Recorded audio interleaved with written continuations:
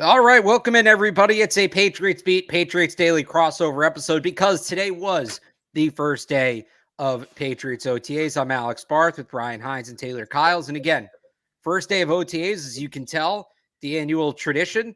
It's first time outside really after the winter for an extended period of time. And I forget the sunscreen's a thing.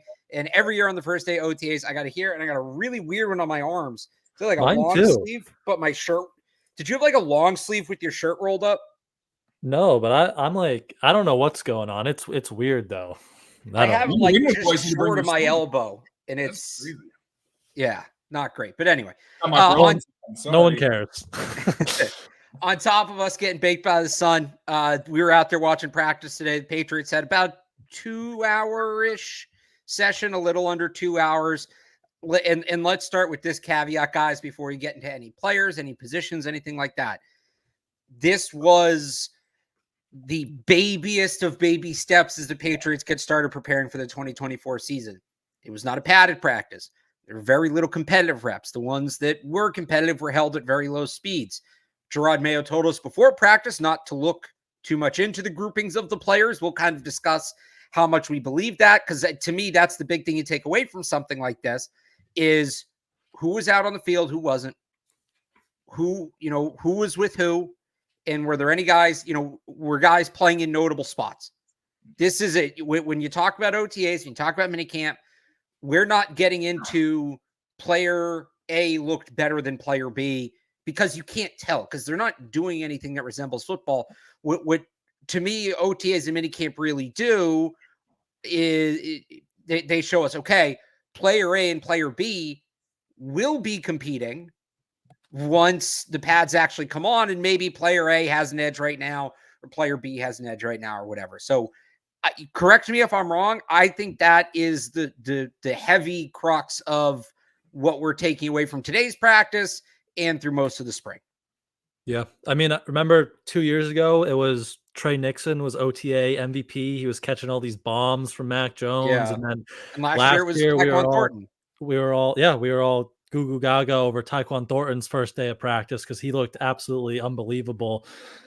So yeah, you don't want to put too much into these performances, especially when it's those kind of speedy skill guys. Those guys should flash during these, no contact sessions. You want to look into, even though Mayo said not to, you want to look into the personnel groupings and that kind of stuff more than the on-field performance. And to your point about the the groupings and everything, he also mentioned this was, a lineup that could change day to day, week to week. And we saw a lot of veterans at the top of the depth chart today. So that's another thing to keep in mind is, Drake May was not QB2 from most of the drills that we saw. There were moments where you could tell that's the ideal rotation for this team. But yeah, a lot of the time you were just seeing older guys get the nod, which makes sense. You want things to kind of run smoothly. With that top unit, with the backup unit, you expect a little bit more, of a transition and having to catch up. So that's another thing that should be kept in mind is those old heads were kind of getting the nod most of the time. And I think that's a good place to start, Taylor, right there, is that this was a veteran-heavy practice. We didn't see the rookies on the field until they'd go, sometimes even three deep into the units. And that's not to say third team. I don't think they were doing it that way, but you saw, right, Jacoby Brissett rep as the top quarterback. We saw Chuks Okorafor rep as the top left tackle. Juju Smith-Schuster, Tyquan Thornton, Jalen Reagor got significant reps at wide receiver today. That doesn't mean that these rookies aren't going to play, but I think they're clearly, they want to get those guys caught up, I think, before they really start to mix them in. Now, to me, it's a fine line because I understand, going with the veterans early on and when they want to get these guys caught up. But I think especially at the quarterback position, there's kind of this question. And if the plan is Jacoby Brissett is going to start the season as a starting quarterback, right? You essentially have two things you have to do at once. You have to prepare Jacoby Brissett to start the season while also working on Drake May's development. And the reality is there's only so many snaps to go around. So that's what makes it weird to me that a guy like Bailey Zappi saw significantly more reps than Drake May today. I get it. He's a veteran. He's started in this league. He's getting the opportunity. And it was just one day. Like if that's just what today was, and maybe by next week they feel Drake May's caught up and they switch that, then, whatever. But I think in order to get Drake May ready to potentially start this year, even if it's not week one, and I'd say this about a lot of the rookies today. Caden Wallace would be another one. I think they're going to need more opportunities than what we saw today in order to get ready. Those opportunities may come. I'm not about to rip them for the whole spring off one practice, but it was just interesting to see. It was interesting to see the way it was laid out, especially when a lot of these guys, May, Wallace, are more developmental players. When you mentioned the quarterback position specifically, like earlier today, we heard from Albert Breer that they're trying to get it to 3 quarterbacks, which Mayo actually got more into details. And it sounded like he meant that he wanted 3 guys at the top of the rotation where, like last year was Trace McSorley was very clearly the scout team quarterback. But then when he spoke to us, it sounded like he wanted 3 quarterbacks like in camp, not just starting, but like on the roster. So that's kind of a weird situation to me because Joe Milton, I don't think is somebody that you can realistically expect to be a contributor this year. And if you say, okay, Drake May, you do want him to get reps, obviously, and you want to give him as many opportunities to get the starting job. But like they said, this is a competition. And Bailey Zappi, I got reamed for saying that he could potentially go in as, the quarterback 2 heading into training camp, only if May isn't where you want him to be. But then it's like, okay, if, you go into the season and May isn't where you're expecting in terms of the underneath stuff mostly. Like we've seen ball placement super inconsistent. He clearly has work to do, and it's very early. We're seeing the progress already. But even still, if you put him in, say Jacoby gets hurt, like for a couple of weeks, if you put him in, you can't put that genie back in the bottle and then put him back to the bench. So it creates this situation of, okay, Bailey Zappi, in terms of experience and all that, is probably your second best quarterback just early on in the season.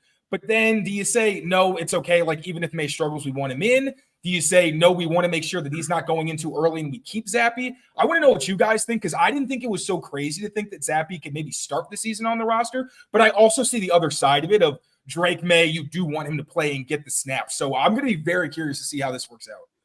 Yeah, I think those are 2 separate conversations. I think on one hand, there is an argument to be made for keeping Zappi. I wouldn't do it. Just some of the stuff we heard last year about how he was in the room.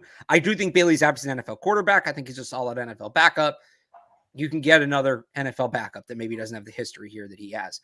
So, but there is an argument for, like Bailey Zappi's going to be a part of this team. He's going to be on the roster, but how much you're really trying to develop Bailey Zappi versus, I want to see Drake May getting every rep he can realistically get, short of what's needed to be done to get ready for the season. And I'm not, like, realistically, even if Zappi is the backup, if he comes in, let's say Jacoby's out for the season, you're going to start turning towards, as soon as May's ready, he's going to be the guy. Zappi's just the placeholder. So, it's the distribution of reps. You can talk about that plan in the regular season. That makes sense.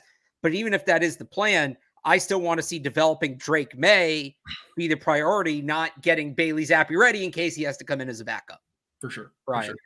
For sure. Yeah, I think 4 quarterbacks is too many. And you kind of, again, go back to that Breer story from Mayo. Seems like they kind of agree with that they want to dwindle that down. Like there just seemed to be too many times today where I was sitting there watching Drake May sitting there watching Bailey Zappi take snaps. Like, and it's more beneficial to, at this point of the year with a rookie quarterback to get him in there and get as many snaps as possible, right? Like once the season starts, those snaps dwindle so much. Then you're in game prep mode, right? Like we talked with Mac last year where we're like, oh, he just needs to get the footwork back and corrected. But during the season, there's just not enough snaps to do that.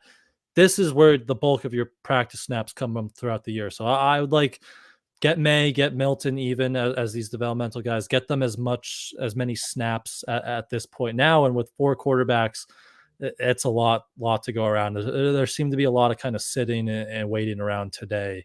And as you said, Barth, like maybe that is just one day. Mayo said this can change. Like one guy could have 30 and one guy could have 5 today. And then maybe tomorrow May has 30 and Zappi has 5. So you don't want to rip them too much. And they do seem like they know by training camp, they want to get this down to 3 quarterbacks. But from where they are now, it does seem like a lot sharing a practice field with 4 guys. I will say credit to the kids, and this is May and Milton, in that I wouldn't characterize what they did as just standing around. I think when Zappi was out there was a lot of Drake May going like mental reps, it seemed like. Yeah, so Drake May, and I thought he was talking to Jacoby Brissett a lot. Mm-hmm. So I think there is value in Zappi running it. Well, they're both off to the side, and May can kind of pick Jacoby's brain on he did this. How should I do this? How should I do that? And yeah, Joe Milton, I actually saw him a couple times. Like he's standing back, behind the plate, like hands up, like he's taking the snaps, going through the footwork. So they're staying mentally involved, which Bill Belichick always talked about, how important that is. So credit to them, not just standing there. The one other thing I wonder is, especially this time of year, you got 90 players. Why not go 2 fields, split squad?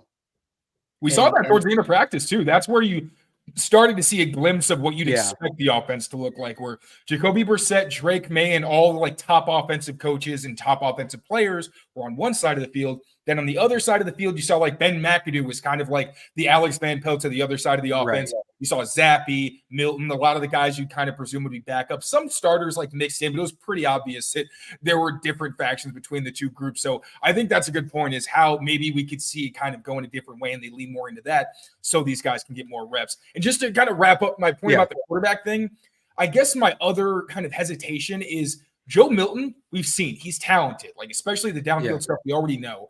But similar to Drake May, the underneath stuff is still a work in progress. Like there were some plays where you're like, oof, okay, it's still early, you understand, but like, would you want him being, if Jacoby gets hurt, like, would you want Joe Milton to be Drake May's backup? Should maybe Bailey Zappi be the quarterback 3 and Joe Milton is more purely a scout team guy, considering he is a developmental prospect, but also honestly somebody who might be able to get onto the practice squad because teams know that he's not someone who can kind of come in and start. So again, maybe not even so much Drake May versus Bailey Zappi, but if you look at the whole context of Jacoby's not there, then, like you said, I think it's a good point that you could just get another backup. We saw it last year. They went through several different, QB3s, but I do think if you're looking at the width of the depth chart, Joe Milton's not really someone I think you want seeing the field this season.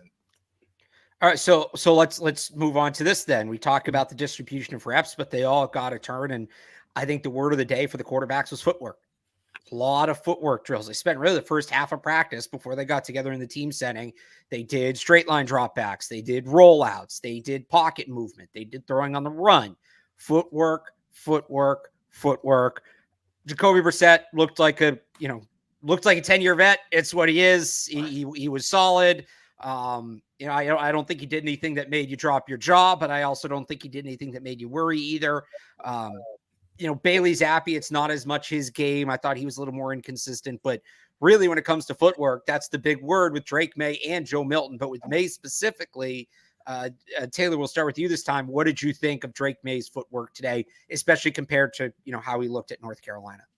I think you can definitely see it's very deliberate right now. Like it doesn't seem like he's going as fast as Jacoby, but you'd expect. I think he wants, like, part of these are mental reps, just making sure you're comfortable with it. And you see sometimes with like receivers where they'll practice drills where they're cutting and they'll kind of go half speed, then jump, and then it's kind of the same thing. So I think you see the attention to detail. You also see improvement. Like a lot of the time in college, the heel clicking was a big thing with him in college where you'd see him kind of overlap and that made his base a little funky. I think the consistency is definitely there in terms of he's trying to keep a wide base, trying to do something that's repeatable. I have read, Evan Lazar has pointed it out. I know Greg Bedard has pointed it out. There may be a hitch in his shoulder sometimes when he's throwing. I'm not like a QB mechanics expert, so I personally haven't noticed it. Those guys are much smarter than me, so I'll take their word for it. But overall, I definitely think you can see that Drake is taking to the coaching. Still super early, but again, when you're seeing how he's going through it, I think that the things that scared you in college, the lack of consistency, how he was really skinny in his base, how his feet would cross over, again, just leading to a lack of consistency in his lower half, you do see that he's making strides. Now, the accuracy isn't always there, but you also have to get to the point where everything's working in unison. That's going to take time. But early on, at least the fact that he is repping these things and it looks repeatable, I think that's a positive sign. Brian, what'd you think? Yeah, I think there's definitely some minor improvements. Like I think he looked much more efficient and quicker getting to kind of like the top of his drop, whether it's from under center or just, working through the bags.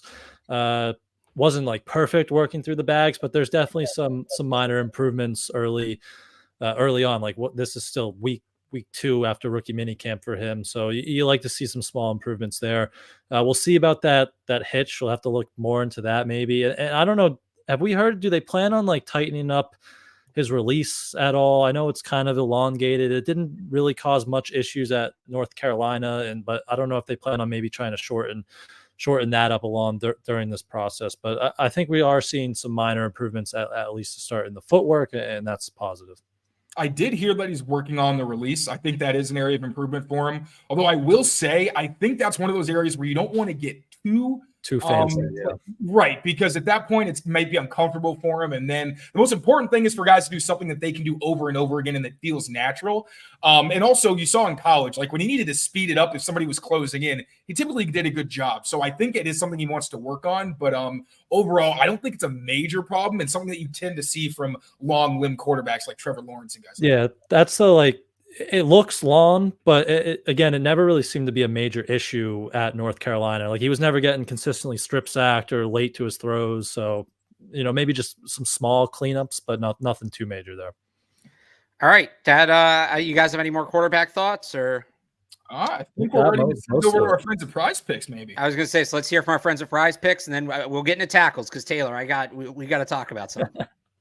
Get in on the playoff action and win up to 100 times your money on Prize Picks as you and the world's best players take the game to a new level during basketball's postseason.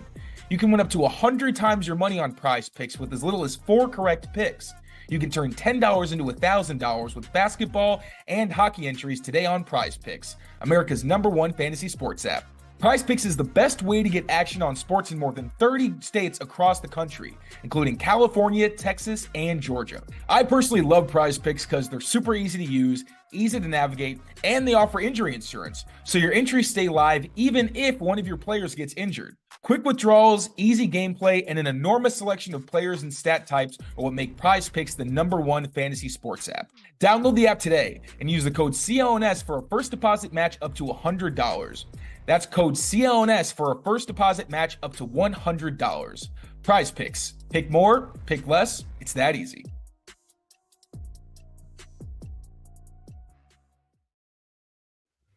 All right, so on to tackles and in the rotation at left tackle today, as we expected. Right tackle, just start here. Mike Onwenu doesn't, like they said he was going to be playing tackle. Some people thought maybe they'd end up moving him back into guard. It doesn't seem like it's the case. We'll get to guard in a little bit. But left tackle, Chuks Okorafor, again, veteran heavy day, saw the majority of the work. The second left tackle in was actually Vidarian Lowe a good amount of the time. And then we saw Caden Wallace mix in there a little bit, the rookie from Penn State. So Taylor, we've talked a lot about this. The Patriots' plan, whether it's Okorafor or Wallace, seems to be to take a long-time right tackle and move him to the left side. And so we'll start here. This goes back to a lot we talked about a quarterback and maybe split the squads or whatever. If they're going to move Caden Wallace over to left tackle after he played right tackle the last 4 years, he needs reps. Period. And I know we said today isn't super high value reps, and it's not, but it's something. Even just to get out there and walk through it when you're trying to, reverse your, what's the term for it when you're physically used to doing something, not body language, but muscle memory. Muscle memory. Thank you. I couldn't think of that all day today. When you're trying to flip your muscle memory, even just walking through it can be valuable. So I would have, liked to see him get some reps there. Again, maybe that's something that happens down the road. But Okorafor was asked about making the switch today. He was asked about making the switch from right tackle to left tackle. I think it takes time. This is what he said. I played right my whole time in Pittsburgh. It's obviously new. I'm trying to learn left as of now. I'm just trying to learn a whole new playbook, learn a whole new city, learn a whole new town. He was also asked about having played left tackle in college and if that helps the transition. Again, it takes time. This is the first day to actually go against someone live. It's obviously not real football yet. Still, we don't even have the pads on yet, so it's just going to take some time. It's a process. He's kind of saying what I've been saying, right? It's a process, and I don't know. He didn't sound super confident. Now, I think some of that's humility, but he's saying what they have two guys now. This is my point. Okorafor, it's going to take time to get him ready to play left tackle. That was always going to be the case. This is a tough move. You're trying to do the same thing with Caden Wallace. It is going to be tough to properly get both of these guys through that transition.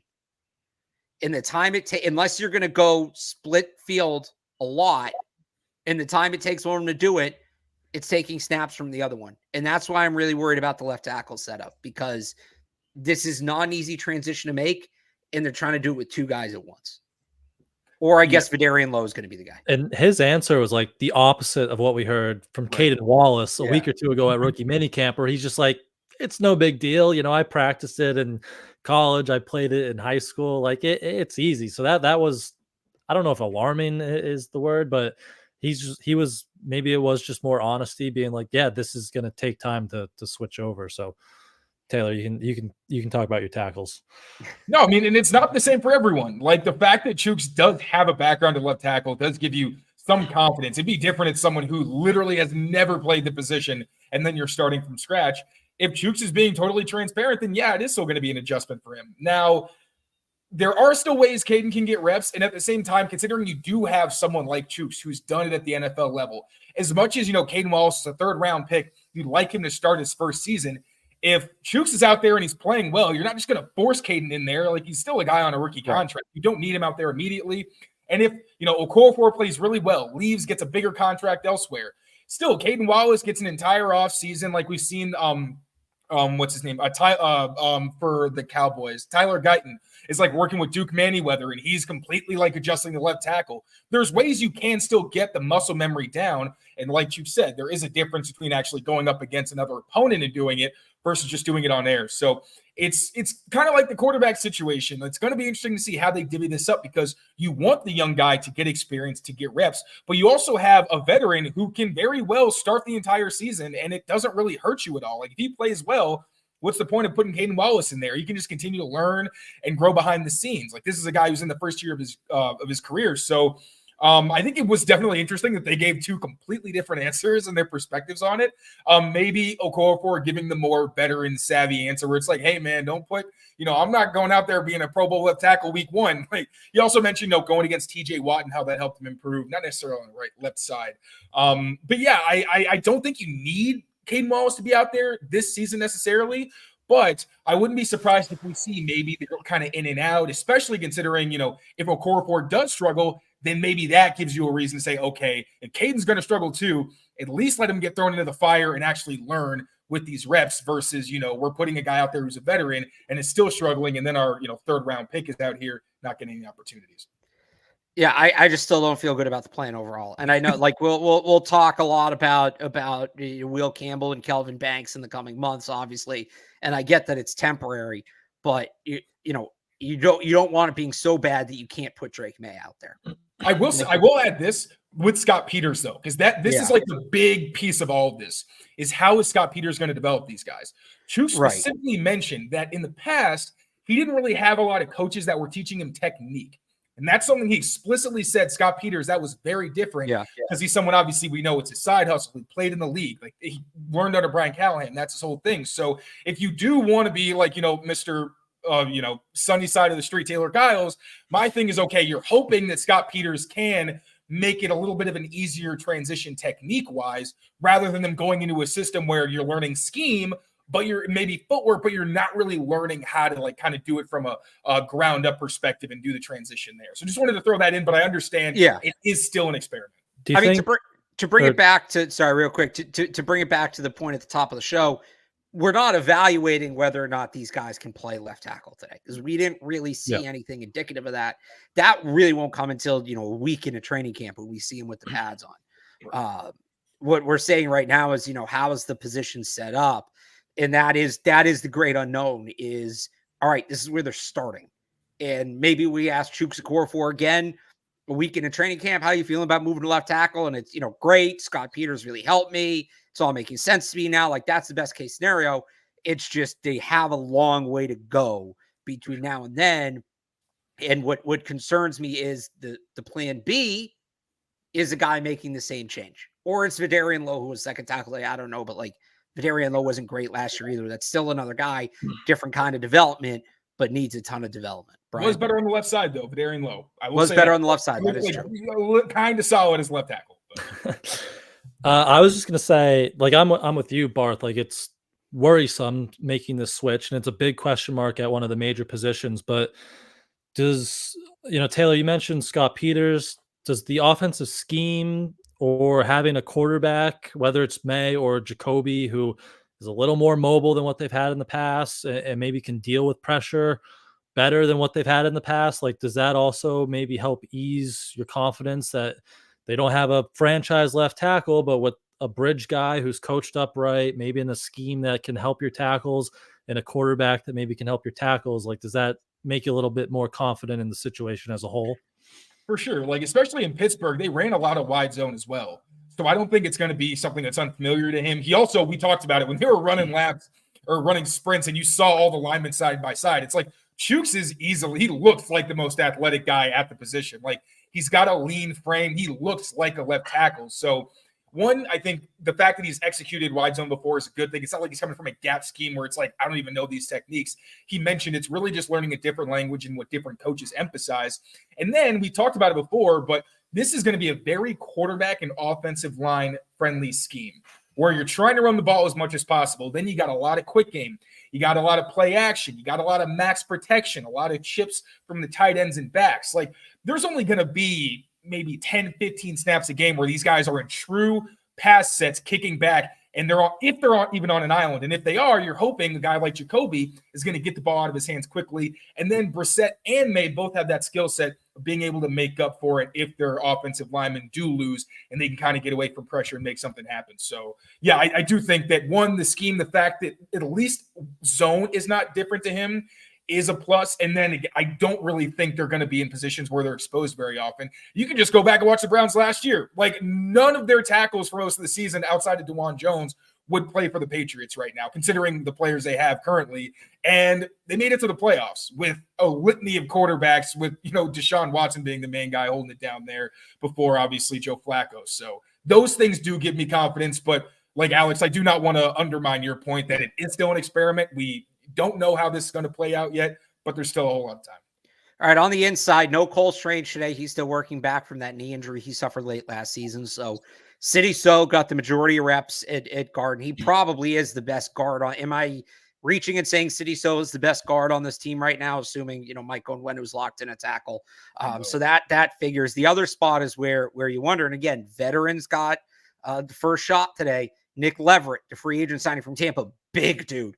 He looks a lot bigger than listed, although for some reason they gave him a jersey that, like, the number's smaller than everybody else's number.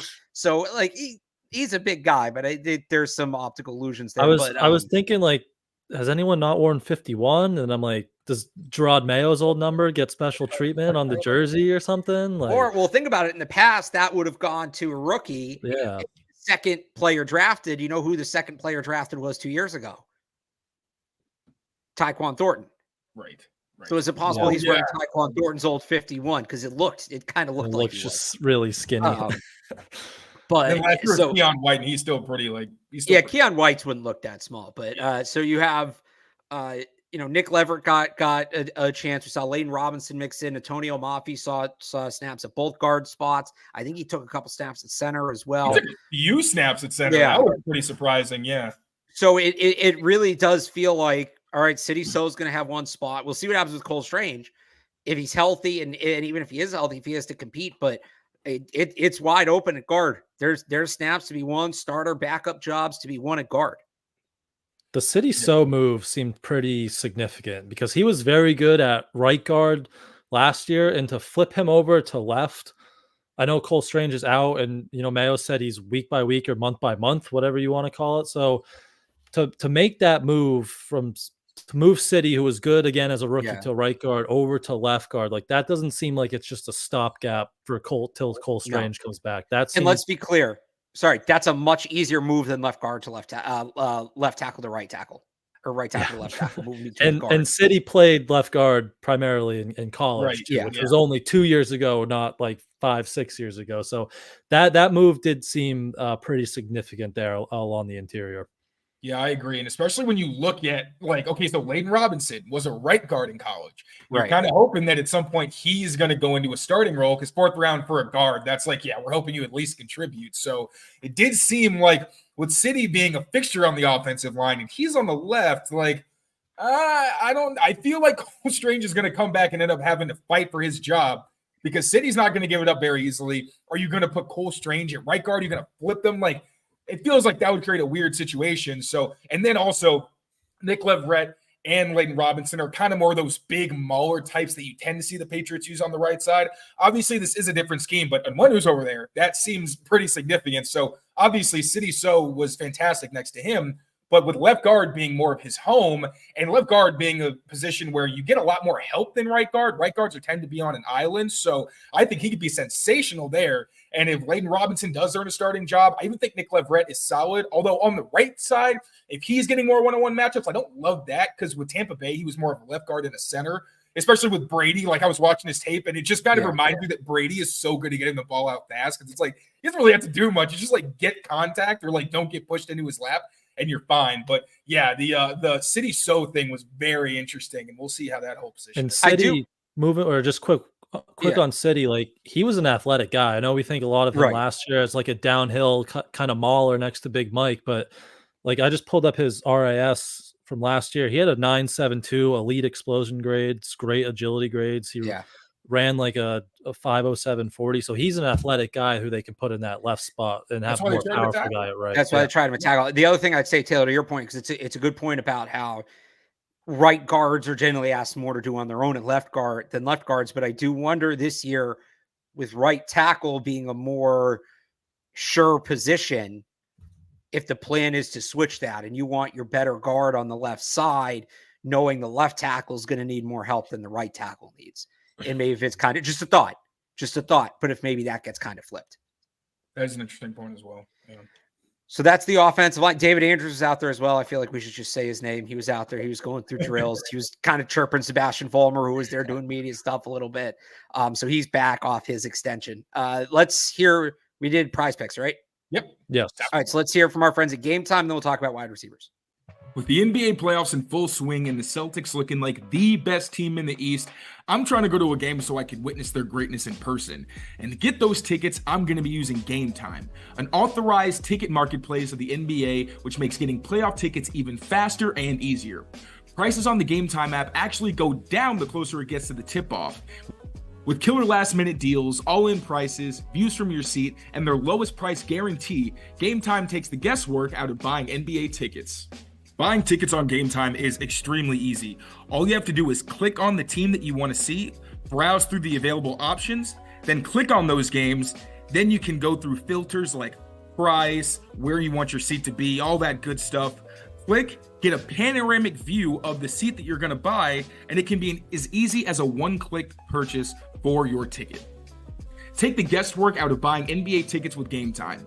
Download the Game Time app, create an account, and use code CLNS for $20 off your first purchase. Terms apply. Again, create an account and redeem code CLNS for $20 off. Download Game Time today. Last minute tickets, lowest price, guaranteed. All right, let's talk some wide receivers again. Like was the case for most of practice today. We didn't see the rookies as much till later on in these sessions, Jalen Polk and Javon Baker. We did see a good amount of Juju Smith-Schuster. I thought a good amount of Tyquan Thornton, a good amount of Jalen Reagor. And that, to me, is going to be competition. Like, if you think KJ Osborne's a roster lock, which he has over $3 million guaranteed, so he probably is. You don't think so? No. I think he's, like, right on the cusp, only because if young guys emerge, it's going to be hard to keep an older guy who's on a one-year deal. But I do think that, like, he's right on the line. Well, I guess let's put it this way. So the four guys that are locks, like true roster locks, Pop Douglas, Kendrick Bourne, and the two rookies, Jalen Polk and Javon Baker, right? Yep. So that's four. It would be extremely surprising for the fifth wide receiver not to be KJ Osborne. Would you agree with that? So yeah, 100%. KJ Osborne, it comes down to, do they keep 4 or 5 wide receivers not to see get beat out for that role? Like, is that fair to say? Yeah, for sure. For sure. Okay. So then that leaves, if they keep a sixth receiver, Juju, Tyquan, Reagor. That's kind of the battle for that spot. Now, Juju told us today he was never healthy beyond 60% last year. He feels like he's 100% now. We saw Tyquan get involved. We saw Reagor get involved too. It does seem like they're going to give those guys a chance to fight for the job, which again gets into this interesting dynamic of how do you balance those guys getting their reps and competing with making sure Jalen Polk and Javon Baker get reps with both Jacoby Brissett and Drake May to get their chemistry down and get them ready for the season. Yeah, with Juju specifically, maybe like we saw kind of differently. I was surprised that he didn't play more, considering he is an experienced veteran, someone they seemed like they wanted to get involved last year. Obviously, a different system, but if he's 100%, like I was seeing Kaywan Baker. Like I remember Brian, I was like, wait, do you remember who 86 is? Because I was like, this guy's on the field a decent amount with like the second team. It was pretty clearly Tyquan as the X, KJ Osborne as the Z, and a lot of their 2 receiver sets. Then with 3 receiver sets, it was Pop. That made a lot of sense. But then you were seeing Rager at X and Baker at Z. And I'm like, wait, where is Juju not healthy? Like, what's going on? He definitely was in the mix. But after hearing what he said later in practice, I was definitely surprised we didn't see him more. And then we didn't see a ton of the rookies. Jalen Polk, I think, actually was involved more with the top offense than what I saw from Juju. Now, maybe that's just the way they see a scheme fit. I'm not totally sure.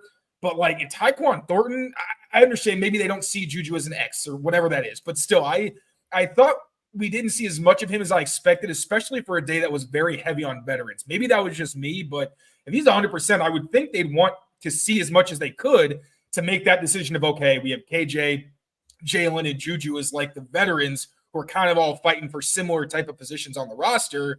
I don't know. I'm curious what you guys think. That kind of stood out to me. I mean, I ultimately think there's not going to be 6. I ultimately think that they're all going to come up short, but it does look like they're going to give him a chance to win that spot. Honestly, I think the one that has the best shot is Rager because he can return kicks, and there's value in that. Now, they didn't do any kick return today. It's not surprising. I think they're going to want to work through that behind closed doors before they do it in front of us in camp. And that's kind of a missing piece to this puzzle of what that battle for that last wide receiver spot looks like. But they're definitely going to keep him involved. Also, Jalen Polk has been getting some opportunities as a punt returner. Yeah. Not the same thing, but the fact that he's in the mix for returners, like you'd think somebody like him who they want to get involved, second round pick, could be on Jalen Rager's heels. And also Rager is a guy who provides more speed. Like we talked about it. Thornton's going to make the roster. It's because he's faster than everybody else. But Rager's probably second. So I think if you're talking about that speedster who can maybe play the X, I think those two are kind of in the battle for that spot. But Rager obviously would primarily be a returner. Right. I mean, you hit most of it. Barth, you're convinced me we need to go split squad on 2 fields now to see all these guys at once and get enough snaps for everyone. Like all vets, all rookies. Why not? Yeah. Look, it would make some sense. I think it would certainly make some sense. Any other thoughts on the receivers? I mean, Tyquan, he said he buffed up to 190. He still looks small, in my opinion, especially his lower half. Like, so I don't know. He had one nice like corner route. I think it was against Alex Austin downfield, but he still looks small. So that's how like you're gonna have to see it through contact. You're gonna have to see it when he hits the ground, which he said is how he gets hurt all the time. So that's still TBD for me. All right. Well, let's do this. Oh, sorry. It's best shape of his life season, right? That's what you always hear around this time. So and so's in the best shape of his life, whatever. So and so looks as good as he's looked. You mentioned Tyquan. You're not buying the added mass. Was there anybody out there today that you looked at and you're like, oh yeah, he looks like he's in great shape? I'll give you a couple. There was somebody, I can't remember off the top. There was somebody I was like, yeah, he does look bigger. So Nick Leverett was one for me. Talked about Nick Leverett, right? Because he looked big. Christian Gonzalez looked like he was in. Yeah, looked like he was moving well. Keon White looks a little bit bigger. Am I crazy for saying that? I thought he looked a little, which he's kind of a tweener defensive end, outside linebacker. What's he going to end up playing? Hand up, hand in the dirt, and maybe put some. So ironically, I thought he looked bigger, and I'm like, all right, they're going to turn him into defensive end, the next Dietrich Wise, and then he's playing standing up. Now they had no outside linebackers there today. None, because Anthony Jennings wasn't there, Josh Uche wasn't there, Matthew Judon wasn't there, Tavai wasn't there, so somebody had to play it. So he got some reps, and I thought O'Shea, it's Jimenez, right? Yeah. The outside linebacker. I thought O'Shea Jimenez, again, I can't sit here and say like, oh, he was great. I don't know. It's a non-contact practice, but he seemed kind of like the next man up in that situation, which I would say is an encouraging sign. So, and then even, off-ball linebackers, they were thin. We saw Raekwon McMillan work in there, but I thought Keon White looked like he was in good shape. Any others from you guys? And one other thing with Keon, He's kind of in that Judon mold where he's such a freak athlete. Like him putting on mass doesn't necessarily mean I think that he can't still play like with his hand up. Like Matt Judon's like 260 or something. Like he's a big guy. He just moves super well. So I think Keon can handle that weight.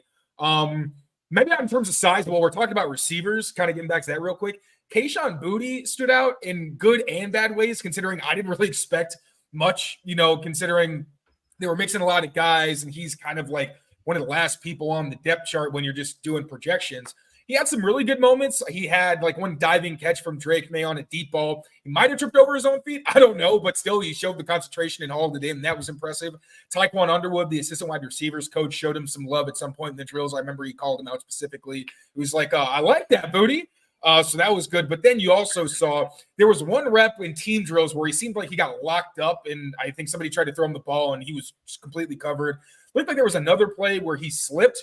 Now, I don't want to single him out specifically in a bad way because it wasn't a great day for the passing attack, which you expect. It's a brand new offense. A lot of guys still getting learning the system, but there wasn't a ton of separation. There were a lot of times when the quarterbacks were having to run or they just didn't get the ball out.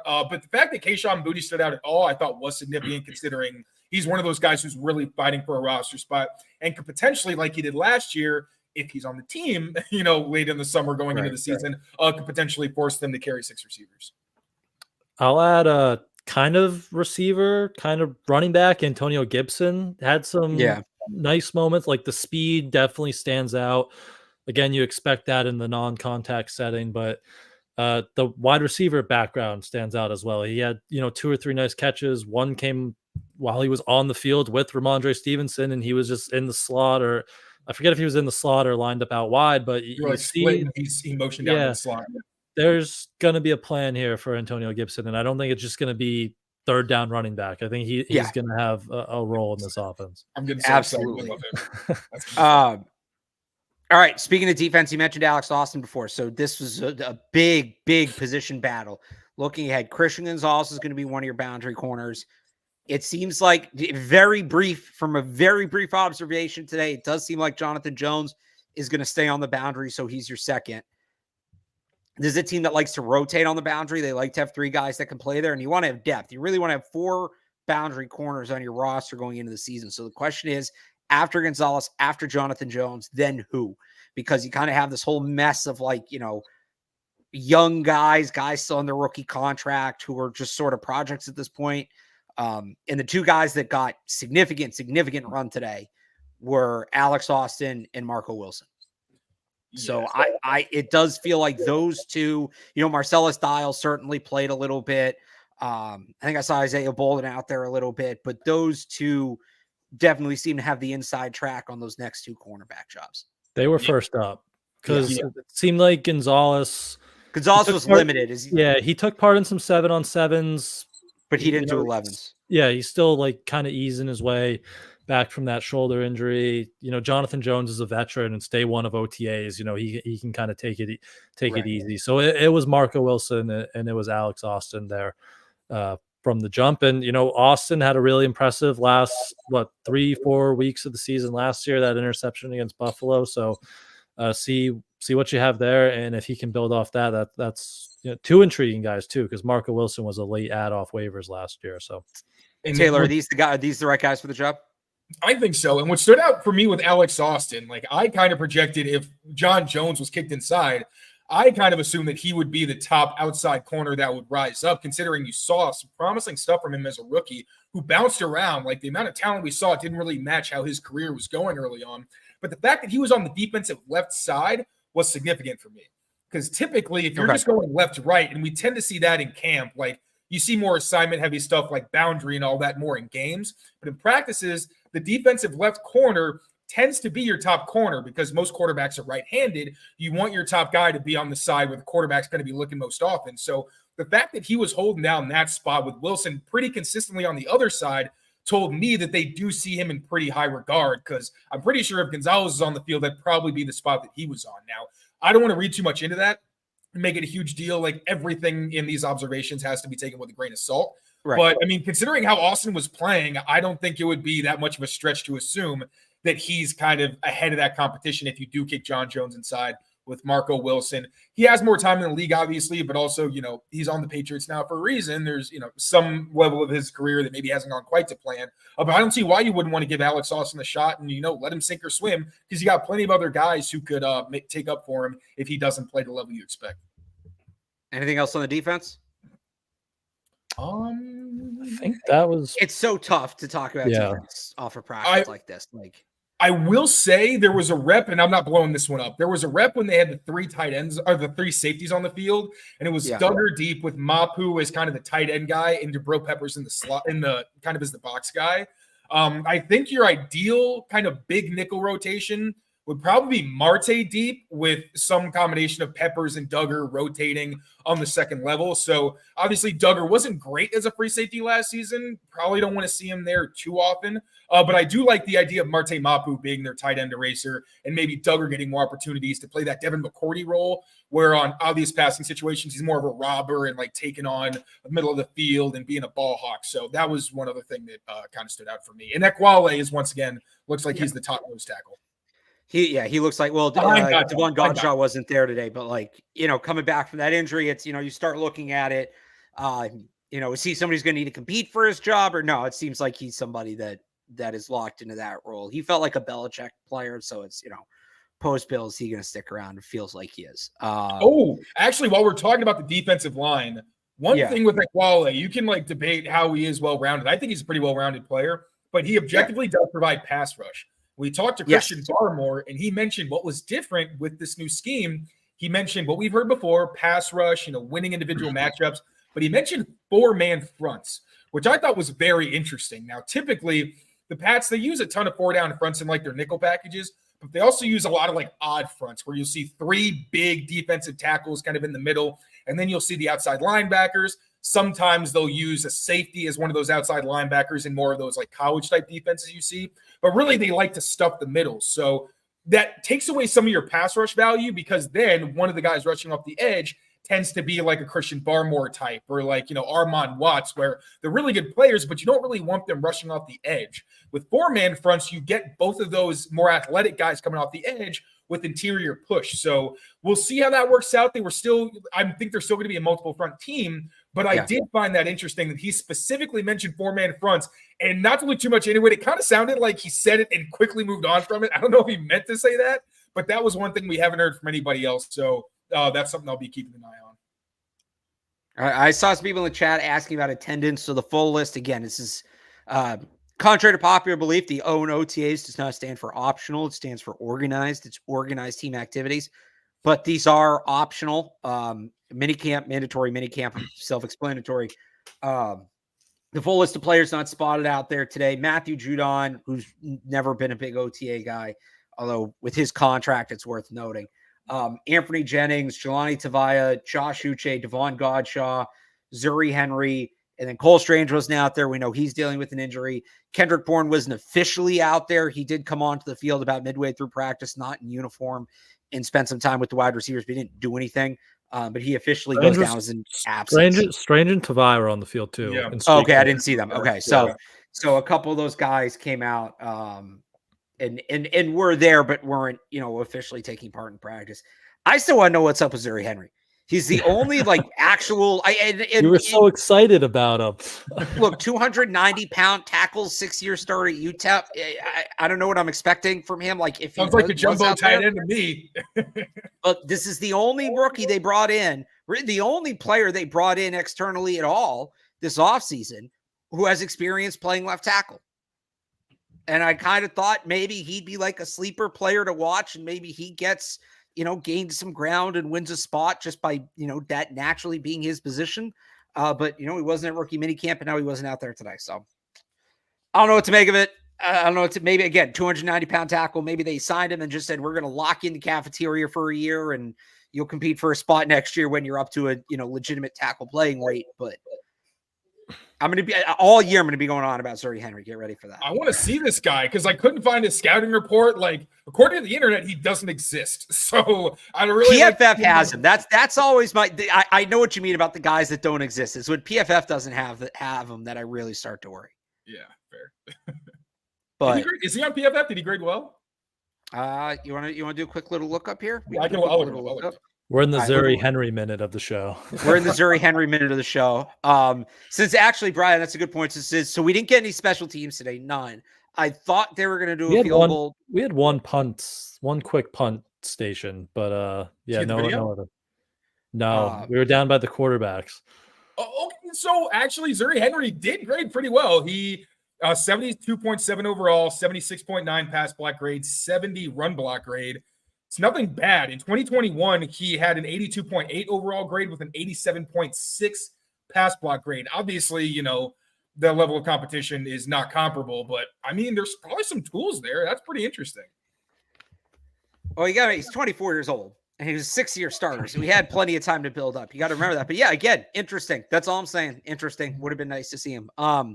We did have that one very brief punt period, but no, I thought I heard somebody say at the end of practice field goal, and I got all excited, but they didn't end up doing it. I thought they would, because they ended with like the 2-minute drill, and I thought they were going to do a rush on field goals, and then they did it, and I was like, well, why'd I even come today if we're not doing this? But both kickers were there, but I think that pretty much covers practice, right, guys? Yeah, I think so. The only special teams thing I'll add is Jeremy Sprainer is such a special teams coach. Like me and Taylor were like a field over in the far corner, and we could just hear him like yelling and running around, like such a special teams coach. As advertised. Yeah. All right, so that because this is a Patriots Daily Patriots Beat crossover, we're gonna do a quick Boston sports minute. Brian, your Bruins are out. How do you feel? It's sad. It's not as sad as the last few years, though. Obviously, last year was a different level, but they are what we kind of thought they were. If you told me in October how's this team going to fizzle out and lose in the playoffs, it's going to be they have really good goaltending, but they can't score. And they scored 8 goals in the last 5 games, I think it was, and you just can't consistently win games, especially playoff games, 2-1. So plenty of cap space this offseason. It should be a fun offseason. They'll probably trade Linus Ullmark. They should trade Linus Ullmark. Jeremy Swayman proved he can be the guy. So add a top 6 forward, preferably a center if one's out there. You need help down the middle. I'm in camp re-sign Jake DeBrusk. They're not in any position to be letting good offensive players, kind of like the Patriots. You're not in any position to be letting good offensive players out the door. So I don't blame Don Sweeney for last year or this year. He did good work with what he had to work with, but he's up now. No excuses with this cap space. I don't blame Sweeney, but I think you got to have a real long look at Jim Montgomery and his status. And I was kind of bummed when I saw Rod Brindamore got the extension down in Carolina, but this is who this team was. They had a cap, but the whole refusal to shoot in the playoffs, would they have won a cup if they had shot the puck more? Probably not. But could they? Would they've even gotten further? I don't know. But it wouldn't have. It didn't need to be as frustrating as it was. Yeah. And I just don't think that style of play, especially in the year 2024, is sustainable. Celtics taking on the Pacers. Taylor, you got a thought? You're shaking your head. I was gonna say we're just gonna move on from me. No, it's okay. I had a thought. It's gone now. I'm sorry. What's your Bruins thought? I would like to see more points. What's with these Boston teams and not scoring, huh? Pucks on net. Well, then, Taylor, I think you'll be very excited about the Eastern Conference Finals between the Celtics and the Pacers. Not only were these the top 2 offenses in the NBA this year, they are 2 of the most efficient offenses in NBA history facing off. So there's going to be a lot of points. I'm bummed it's not the Knicks. Storyline-wise, that would have been such a fun series. Tatum versus Brunson. You would have had Porzingis going back to New York. Would Brunson play now? Yeah, Tom Thibodeau doesn't care. Tom Thibodeau. Yeah, very true. If OG Anunoby played that game 7 on one hamstring, Jalen Brunson was playing. Tom Thibodeau is the ultimate if he dies coach, which is why the Knicks are in the position they're in right now. They need to take a look at the coach, but the difference between the Celtics and the Pacers, they both score a lot of points. Celtics don't let up a lot of points. Pacers don't play a lick of defense. So Aaron Nesmith revenge series, Rick Carlisle revenge series, whatever you want to call it. Celtics in 5. I think you're going to hear more noise about it being a boring run. And now that Denver's out, I don't think the Celtics have any excuses. They should win the title. I know Minnesota's flashed a little bit here, but that's a young team. That's an inconsistent team. Dallas, I think, is a little bit tougher of a matchup, but that is a team that has proven they cannot go the distance time and time again. I know Celtics have two, but they're a little bit younger. Like all it takes, Kyrie, he hasn't beat the Celtics, I think, since that first series back in Brooklyn when he stomped on the logo. So Lucky. Yeah. yeah, exactly. So the Celtics should win the title now. I think it's Pacers in 5, and then we'll see who they get in the finals, but I don't think that should be a super uncomfortable series either. Agreed. More or less, we'll go prize picks. Celtics play more or less 10.5 games this year. Like 10.5 more from now? Yeah. I'll go more. I think so. I said 5 against the Pacers. I think Dallas could take him to 6 games. I think Dallas could take him to 6 games. So I'll say more, but like barely. That's a good number. 10.5 is a good number. I set good numbers. That's what I do. Any chance they sweep the Pacers if Porzingis plays? Yeah, definitely. He's out. They announced he's out tomorrow. And I would like to see Porzingis play at some point because I just think you don't want him going into the finals cold. Even if he's only playing like 15 minutes, right, in some of the later games in the series. Look, they could sweep the Pacers either way. I just know I've watched this team. I know who they are. There'll be one game where they come out and stumble all over themselves and forget how to play, and the Pacers will beat them. It'll probably be game two. Right, just like it was earlier in this Literally, series. I could have said that. Like, that's how bad it is. That's what you're hinting at right there. So there you go. That's a quick little Boston sports minute for you. Our friends over at Celtics, CLNS, Guard Report, they're doing a great job of keeping up. I go over there, right? I cover the Celtics once the draft's over. I always joke, I feel like an exchange student when I go over and I see all the Celtics beat writers, but I know some of them from my CLNS days. So they do a great job over there. So that will do it. Patriots beat will be back maybe Wednesday night, maybe Thursday during the day. I got to see how I feel after the Celtics on Tuesday. Taylor, you are Patriots Daily, so you will be back tomorrow. Yeah, we got a double header tomorrow. Not back to back, but we got 2 shows planned for tomorrow. So going to be anything busy. In particular you want to tease? Well, first we got Jarrett Bailey. He's going to be talking about Patriots' new offensive weapons. Going to be some film breakdowns of Drake May, Jalen Polk, Javon Baker. That's going to be a lot of fun. And then Ted Nguyen of The Athletic recently wrote a piece on Mike McDonald and how he's kind of revolutionizing defense a little bit, specifically with how he attacks offensive lines in that front and terminology. Kind of similar to the Patriots, Erhard-Perkins kind of scheme where it's a lot of kind of just using one word to tell you what the entire idea of the defense is. He's going to break that down, talk about the impact. And the Patriots play a ton of guys from the Mike McDonald tree this season. So you're going to want to check that out to see if maybe it relates to the Patriots, but more specifically, how it's going to affect the defenses they see. They play Mike McDonald week 2, don't they? McDonald, Anthony Weaver. Then it's the Titans. And then somebody else, I forget. But yeah. All right, you'll have to tune in tomorrow to figure out who that 4th person is with Taylor and Dan. That's a teaser. And yeah, me and Brian will be back later this week with probably something stupid. So tune in for that. Until then, for Brian Hines, for Taylor Kyles, I'm Alex Barth. Thanks for tuning in. We'll talk to you next time. Yes, you are Alex Barth.